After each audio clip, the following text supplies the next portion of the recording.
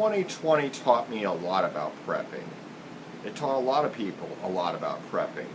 But the main thing was how much we didn't know we didn't know. Like, I stockpiled a bunch of soap, but not disinfectant.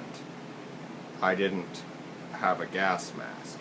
And I mean, a lot of people found out that they weren't as prepared for these things as they thought they were, including the seasoned preppers. And I mean, it was really just crazy. I found out I knew a lot less than I thought I did. And it's like, I kind of pay homage to that because here was my survival, my post-apocalyptic outfit for months until George Floyd died. Well, was murdered. And it's like, and then pretty soon people started to dress the way you think the apocalypse should be. Remember those protests like Reopen the State and all that stuff? Trying to get the economy open back up. But anyway, I'm paying homage to my to all this stuff by wearing my bathrobe, which is pretty much what I wore for the first few months. Not exactly the apocalypse I envisioned. Not the apocalypse anyone envisioned, that's for sure.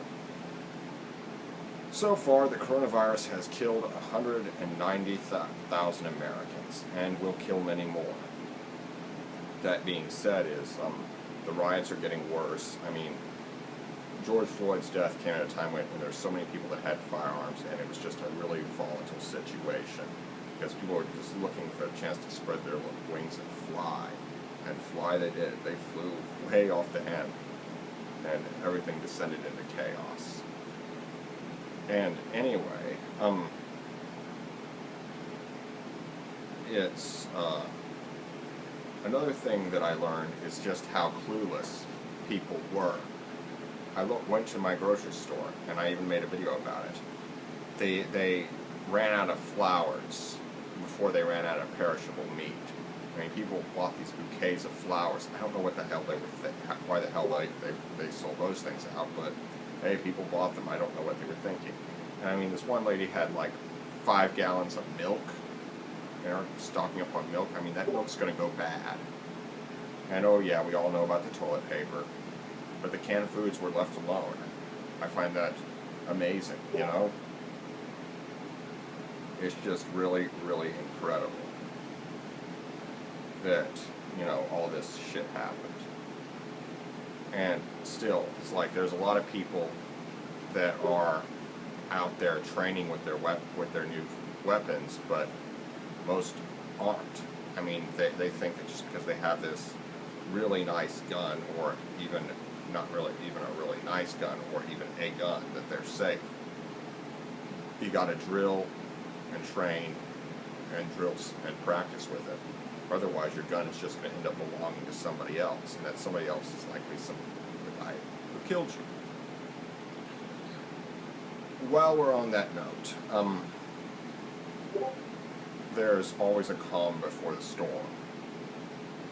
And one thing's clear, is that the calm is the time to prepare. You want to be prepared for these things before they hit. You don't want to be scrambling to prepare for them when they are. And it's just that simple. You know, I am so busy trying to just think of all the things that I learned throughout all this, and it's just really, really incredible because so much shit just happened, and I learned a lot from it. I mean, I stocked up on a lot of disinfectant, a lot of hydrogen peroxide, and a lot of rubbing alcohol as soon as I could get it. Another thing I learned is that when shit hits the fan, one thing you might want to check out is places that are off the beaten path, like ethnic grocery stores, such as Asian grocery stores or Hispanic grocery stores, because they are often kind of the best kept secret in a lot of communities, because they often have a lot of stuff when the stores are out, when the mainstream stores are out, like such as Walmart and shit like that, because they have different supply chains and they're not as well known to the general public. they only generally stay within their ethnic communities. And you can find a lot of cool stuff there. Like, I found a lot of toilet paper at this one Latino grocery store. And this was when toilet paper was all but was gone, you know? In Walmart and shit like that. So, and people are just laughably unprepared, you know? I mean, it's like they went for toilet paper and flowers, but the canned foods were left alone. And that they bought perishable meats and said all this instead of canned food. People are utterly clueless. I may make a sequel to this video later on, but that's enough for now. Peace.